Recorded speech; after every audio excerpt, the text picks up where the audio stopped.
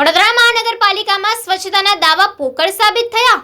કમિશનરની બેઠક પાસે જ પાણીના કુલર નીચે ગંદકી જોવા મળી તથા મૃત ગરોળી જોવા મળી। વડોદરા મહાનગરપાલિકામાં સ્વચ્છતાના પોકળ દાવા।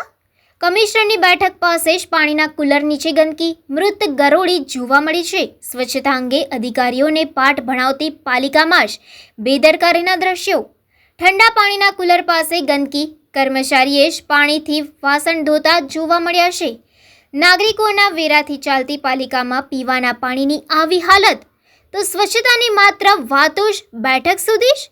વડોદરા મહાનગરપાલિકા શહેરમાં સ્વચ્છતા અને સ્વચ્છ અભિયાન અંગે સતત દાવા કરી રહી છે, પરંતુ પાલિકા મુખ્ય કચેરીમાં જ સામે આવેલા દ્રશ્યોએ દાવાઓને સવાલો હેઠળ મૂકે છે।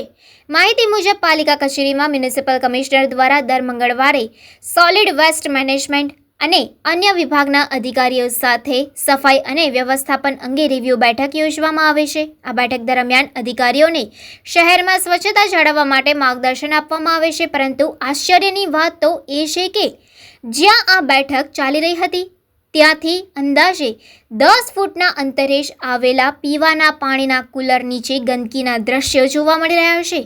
વધુ ચોંકાવનારી બાબત તો એ હતી કે કુલર નજીક મૃત હાલતમાં એક ગરોળી પણ જોવા મળી છે।